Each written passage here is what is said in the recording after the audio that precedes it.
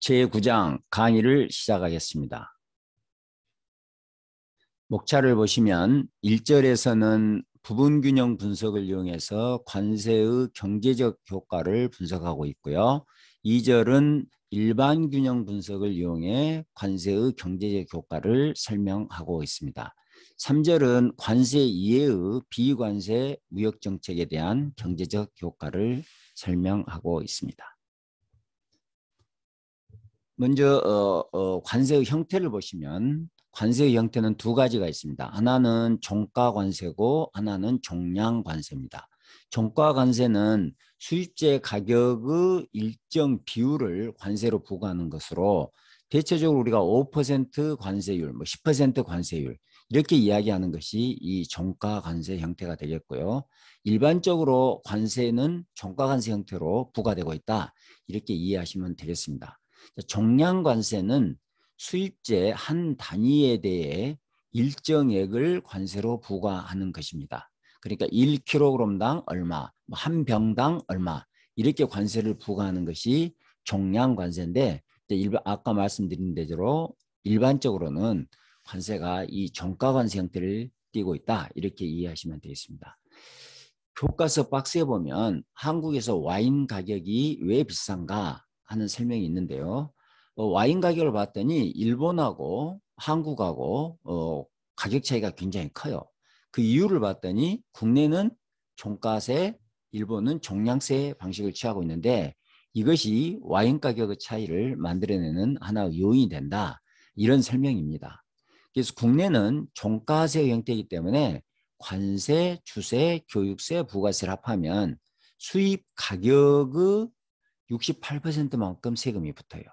그런데 일본은 종량세 방식이니까 한 병당, 가격당이 아니라 한 병당 153엔, 그러니까 10대 1로 하면 약 1,500원일까요? 이 정도 세금이 붙고 최종적으로 5% 소비세가 붙는다고 합니다. 자, 그러면 수입 가격이 비싼 와인일수록 한국은 관세가 가격에 비해 붙으니까 높아진 데 비해서 일본은 수입 가격이 비싼 것일수록 상대적으로 세금이 낮아지는 그런 영향이 있고 그러다 보니까 와인 가격이 비쌀수록 한국하고 일본에서 가격 차이가 더 벌어진다. 이렇게 설명할 수가 있겠습니다. 또 하나는 한국은 예전에 주세가 종가세였고 일본은 종량세였다고 합니다. 그럼 이제 종량세는 원가가 비싼, 그러니까 소량 생산하는 경우에는 원가가 비싼데 그런 경우에는 종량세의 경우에는 오히려 상대적으로 세금이 낮은 데 비해서 종가세의 경우에는 원가가 비싸면 비쌀수록 세금이 높아지는 거죠.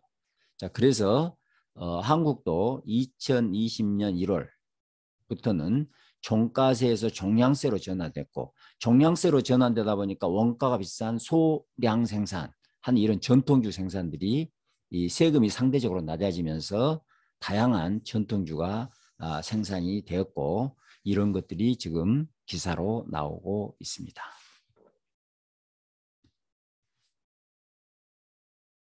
다음은 관세의 경제적 효과인데요. 관세를 부과했을 때 국내 가격은 이런 형태로 부과될 수도 있고 이게 지금 도메스틱 프라이스라고 생각하면 되고 PW는 월드 프라이스라고 여러분들이 생각하시면 되겠습니다. 그래서 이 T는 이렇게 붙이면은 이건 총가세가 되겠고요. 세금에 비해서 일정 비율이 붙은 것이니까 이런 식의 세금은 가격에 대해서 그냥 일정 비율을 더하는 것이니까 종량세 형태의 세금이다. 이렇게 보시면 되겠습니다. 이것의 경제적 효과를 그림을 이용해서 보도록 하겠습니다. 원래 세계 시장 가격이 이 PW인데 세금을 부과하니까 국내 가격이 이렇게 올라간 거죠. 올라가니까 애초에 S1에서 생산하고 D1에서 소비해서 수입은 생산은 무역 이전, 관세 부과 이전, 생산은 S1, 소비는 D1. 그러니까 S1, D1만큼 수입을 하게 됐는데 이제 관세 부과로 인해서 가격이 올라가니까 생산이 S1에서 S2로 증가하게 되고 소비는 D1에서 D2로 감소하고 그러면서 수입은 S2, D2로 감소하게 됐다는 것을 볼 수 있습니다. 그리고 후생 수준의 변화를 보면 소비자 잉여는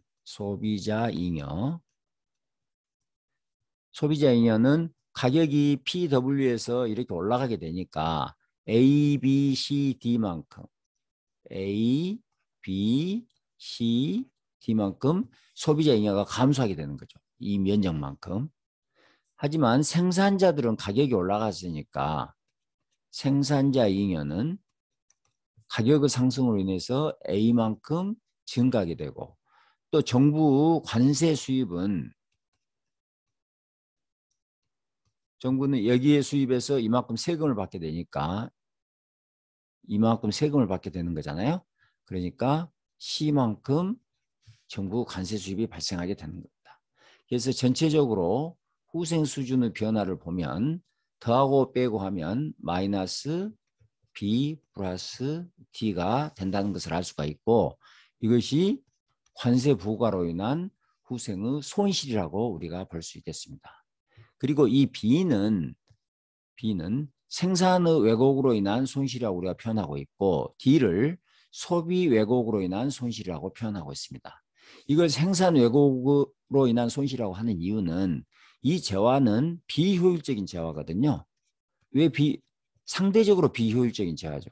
왜냐하면 수입재니까요. 그런데 비효율적인 수입재 생산이 증감으로써 나타나는 자원 배분 비효율성 그것으로 인한 손실이다 이렇게 보고 있고요. 여기는 이 가격으로 소비할 수 있는데 PW로 소비할 수 있는데 더 높은 가격으로 소비해야 되니까 가격 상승 소비자들의 가격 상승으로 인한 후생 손실 그래서 이 D가 소비 왜곡으로 인한 손실 이렇게 표현하고 있습니다. 그래서 B 플러스 D만큼 관세를 부과하게 되면 B 플러스 D만큼 후생 손실이 발생한다.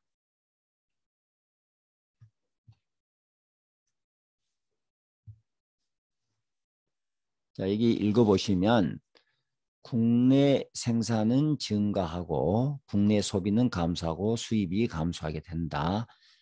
수요 곡선과 공급 곡선이 탄력적일수록 가격 상승에 따른 변화폭이 커진다. 이렇게 보시면 되겠습니다. 여기에서 탄력적이란 말은 이 곡선이 이렇게 더 완만해지는 거죠. 이렇게 더 완만해지니까 여러분도 보시다시피 소비가 여기만큼 감소한 게 아니라 이렇게 감소하게 될 것이고 또 이렇게 완만해지면 생산이 여기만큼 증가하는 게 아니라 여기까지 증가하니까 그 왜곡, 이 생산 왜곡과 소비 왜곡 부분이 더 커진다고 볼 수 있겠습니다.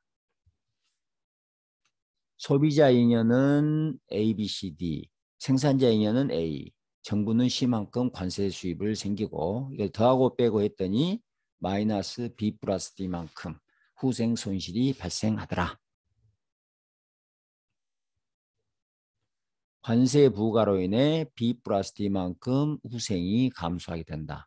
이것을 사회적 순손실, 데드웨이트 로스라고 한다. 순손실 B 플러스 D 중 B를 생산 왜곡으로 인한 손실, D를 소비 왜곡으로 인한 손실이라고 한다. 생산 왜곡으로 인한 손실은 자원을 비효율적인 수입 대체재 부분의 배분에서 발생하는 손실이고 소비 왜곡으로 인한 손실은 수입재를 보다 높은 가격으로 소비하기 때문에 발생한 손실이다. 그래서 소국에서는 관세를 부과하면 반드시 후생 손실이 발생한다. 후생 수준이 감소하게 된다. 다음은 대국에 대해서 살펴보도록 하겠습니다. 그림을 보시면 이것도 원래 국제시장 가격이 PW인데 대국의 경우에는 관세를 부과하면 가격이 이렇게 하락하게 됩니다. 수입재 가격이 하락하니까 여기에다 관세를 부과한 가격이 이게 이제 국내 가격이 되겠죠. 그러니까 이만큼이 관세율이 되겠습니다. 자, 그래서 똑같이 S1에서 S2로 생산이 증가하게 되고 가격이 올라가니까 D1에서 D2로 가격이 올라가니까 소비가 감소하게 되고 그 다음에 수입은 S1, D1이었던 수입액이 S2, D2로 수입도 감소하게 되고 그러면 후생은 어떻게 될까? 먼저 컨슈머 서플러스를 보면 소비자 잉여를 보면 A, B, C, D만큼 후생 손실이 발생하게 되고 그 다음에 프로듀서 서플러스 생산자 잉여를 보면 원래 가격이 PW였는데 가격이 이렇게 올라갔으니까 플러스 A가 될 것이고 가버먼트 레비뉴는 정부 수입은 어떻게 되겠는 거는 이 가격으로 수입해 가지고 P1W로 수입해서 이 PD로 판매하게 되니까 C 플러스 E만큼 정부 수입이 발생하게 되는 거죠. 그래서 이걸 더하고 빼고 했더니 어떻게 됩니까? 마이너스 B 플러스 D 플러스 E 이렇게 나온다.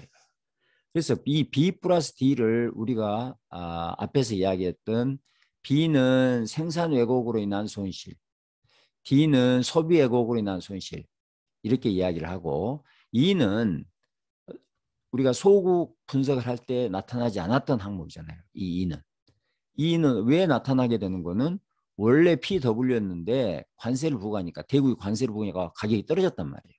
그래서 가격이 떨어져서 발생하는 이득이니까 이걸 교역조건 개선 수입자 가격이 하락하니까 교역조건이 개선된 거죠. 교역조건 개선으로 인한 이익이라고 표현합니다.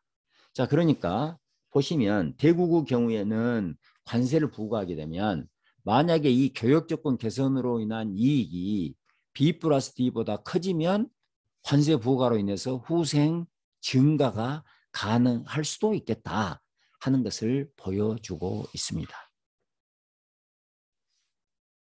자, 여기 정리된 내용을 읽어보시면 대국이 관세를 부과하면 국제시장 가격이 변한다. 왜 변하게 되겠습니까? 큰 나라가 예를 들면 이렇게 생각해 보시면 되겠습니다. 한국이 이 미국으로 자동차를 팔고 있는데 미국에 파는 자동차의 비중이 한국이 생산하는 비중이 약 한 50%라고 이렇게 정리를 해보면 만약에 미국이 한국 현대자동차에 대해서 관세를 부과하게 된다.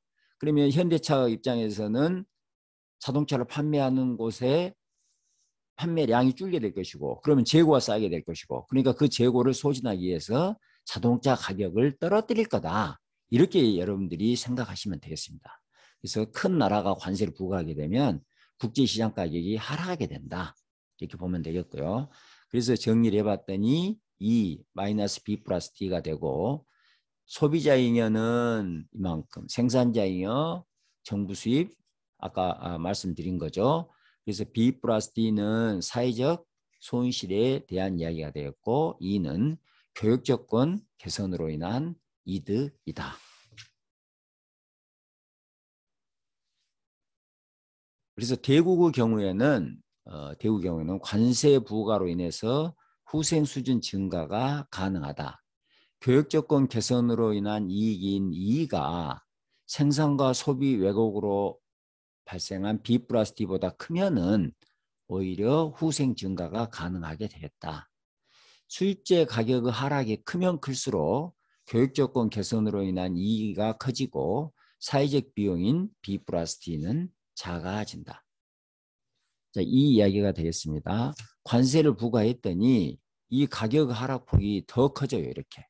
더 커지면 관세를 부과한 여기가 이만큼 관세를 더해도 이만큼 적게 올라가니까 B 플러스 D는 작아지고 E는 커지니까 후생 증가의 폭이 커진다. 가능성이 커진다는 뜻이 되겠습니다.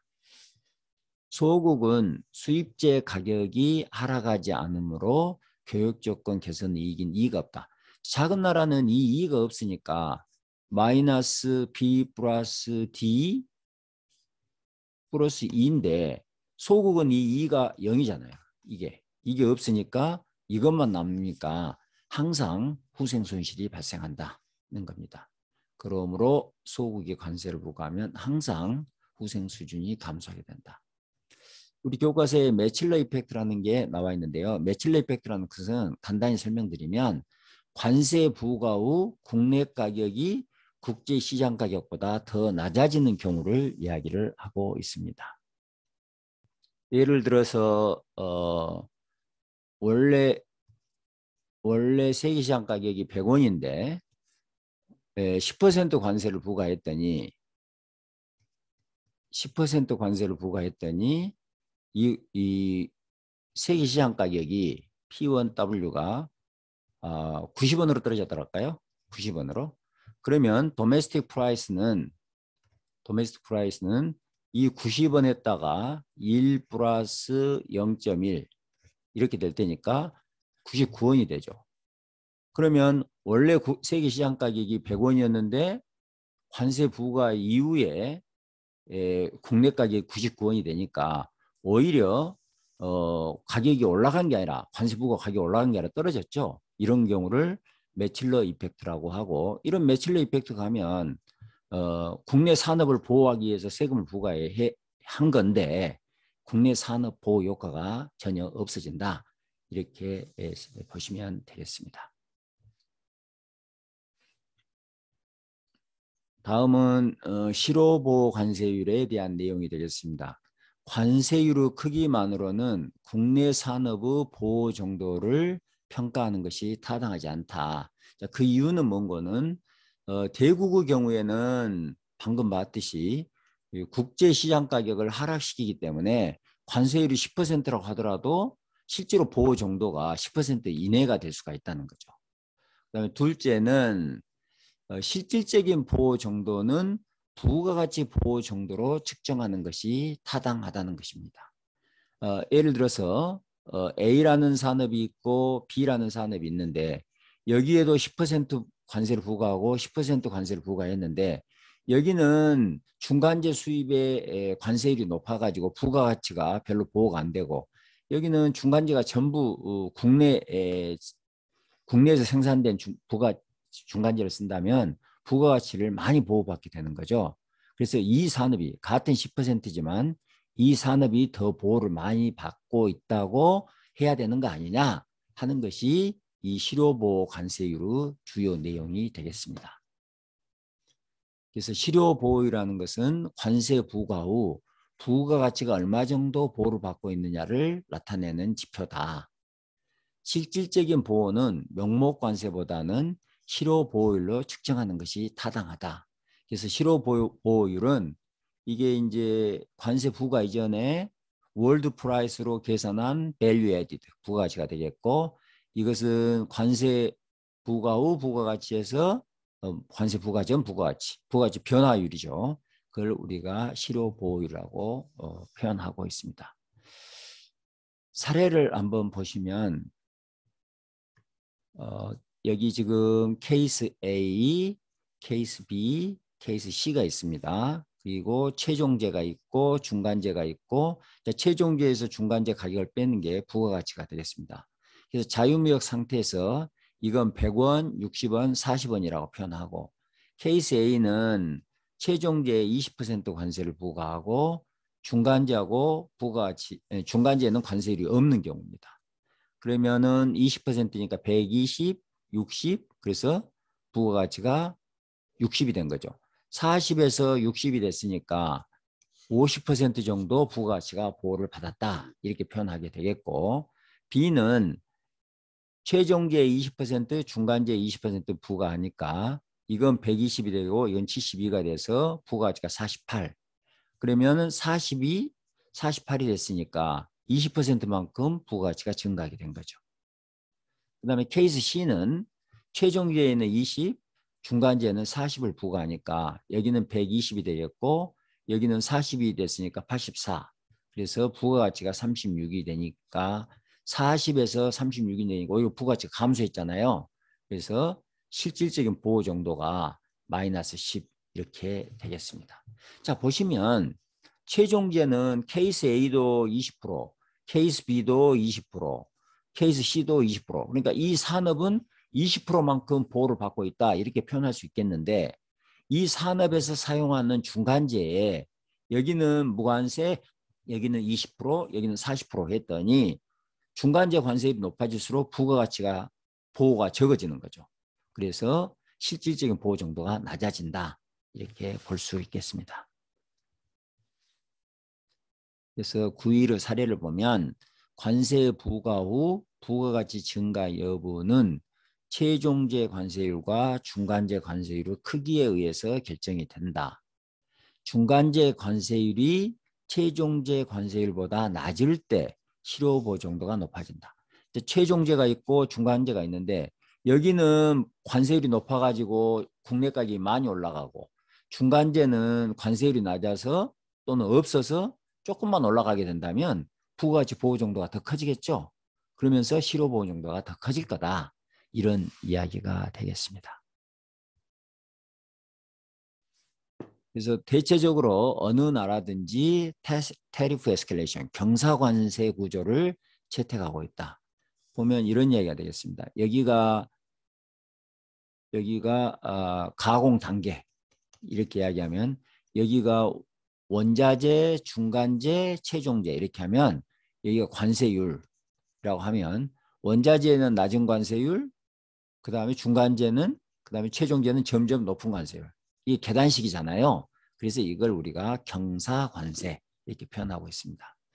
원자재에 대해서는 극히 낮은 관세율, 중간재에서 최종재로 갈수록 점점 높은 관세율 부과하는 것을 우리가 경사관세라고 한다.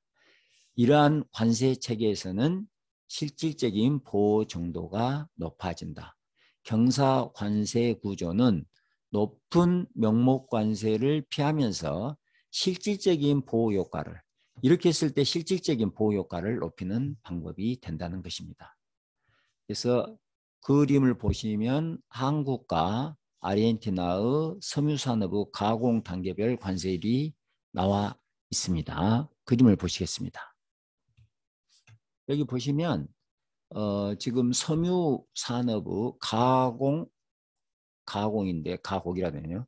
가공 단계별 관세율이 되겠습니다. 그래서 이게 지금 1차 가공, 중간, 최종재. 그런데 관세율이 낮고 약간 점점 높아지고 아르헨티나도 점점점 높아지는 이런 경사관세 구조를 채택하고 있습니다.